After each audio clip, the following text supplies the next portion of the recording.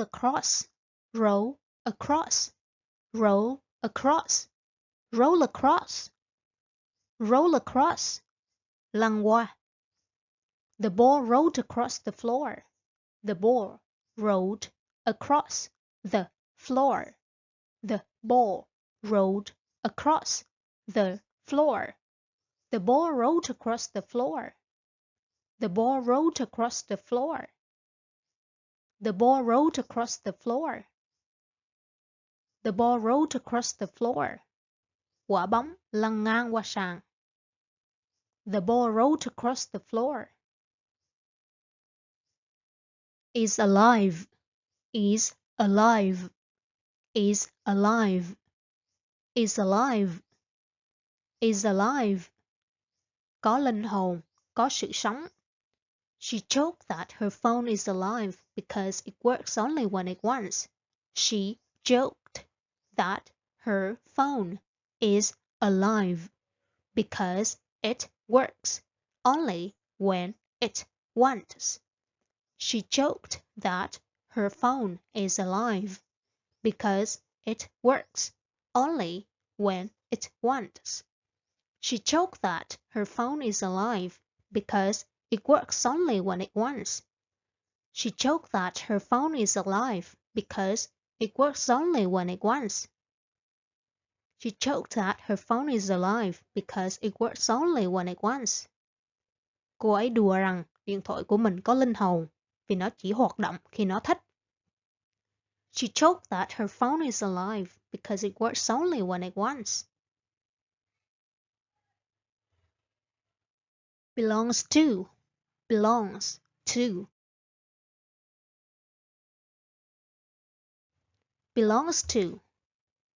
Belongs to. Thuộc về.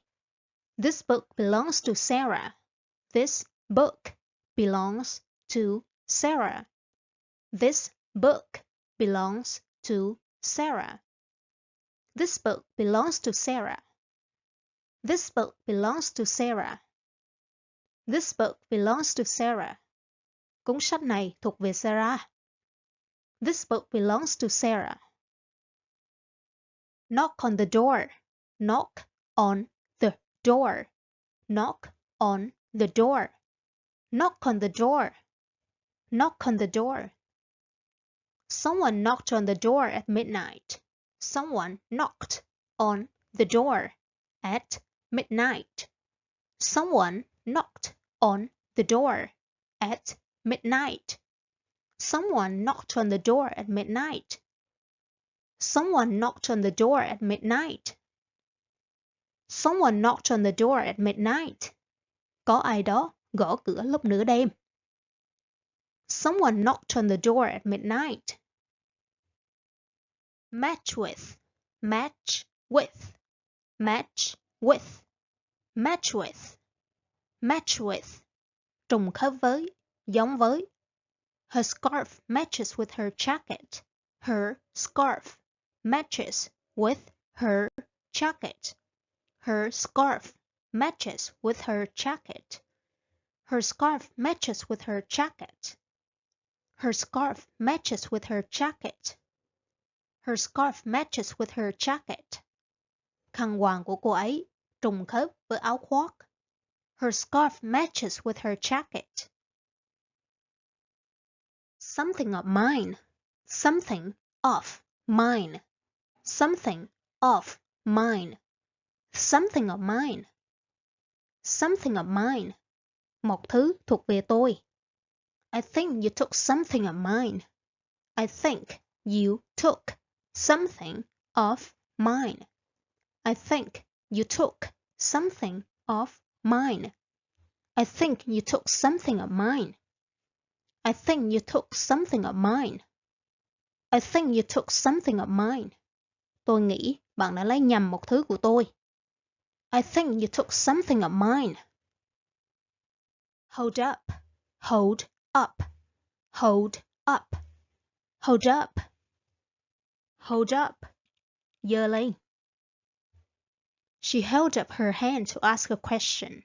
She held up her hand to ask a question.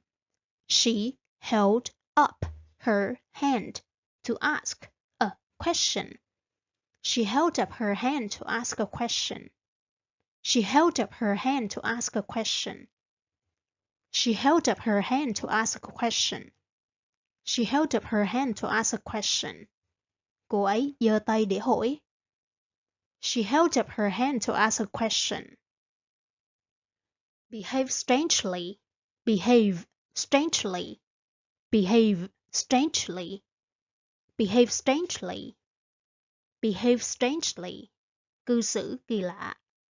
The machine behaved strangely today. The machine behaved strangely today. The machine behaved strangely today. The machine behaved strangely today. The machine behaved strangely today. The machine behaved strangely today. Cái máy hôm nay hoạt động kỳ quá. The machine behaved strangely today. Kind people, kind people, kind people, kind people, kind people. Người tốt. Kind people make the world better. Kind people make the world better. Kind people make the world better. Kind people make the world better. Kind people make the world better.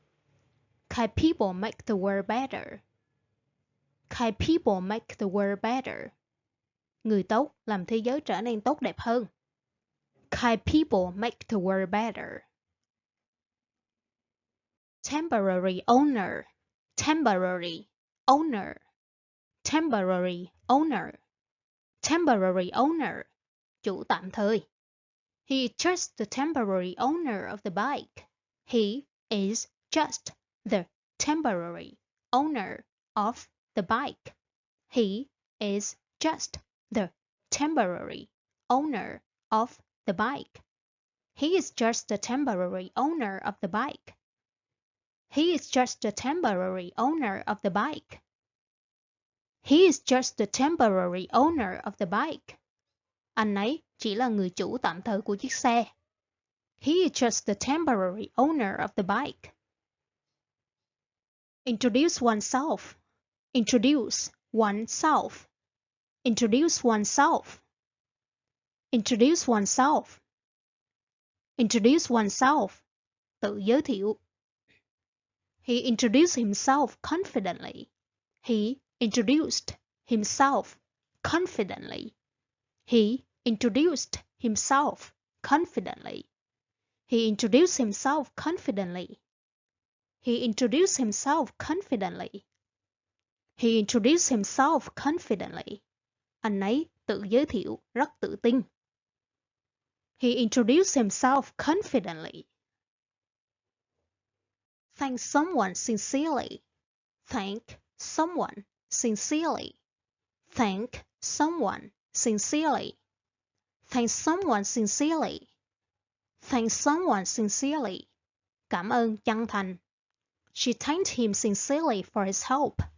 She thanked him sincerely for his help. She thanked him sincerely for his help. She thanked him sincerely for his help. She thanked him sincerely for his help. She thanked him sincerely for his help. She thanked him sincerely for his help. Cô ấy chân thành cảm ơn anh vì sự giúp đỡ. She thanked him sincerely for his help. Would you like to? Would you like to? Would you like to? Would you like to?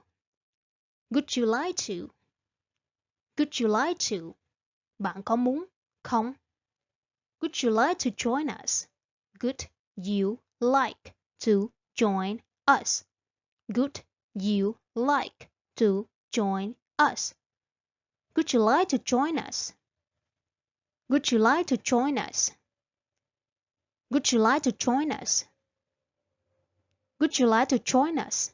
Bạn có muốn tham gia cùng chúng tôi không? Would you like to join us? Feel warm.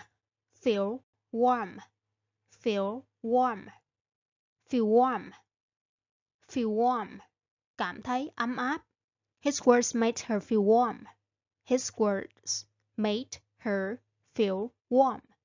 His words made her feel warm. His words made her feel warm. His words made her feel warm. His words made her feel warm. His words made her feel warm. Lời nói của anh ấy khiến cô cảm thấy ấm áp. His words made her feel warm.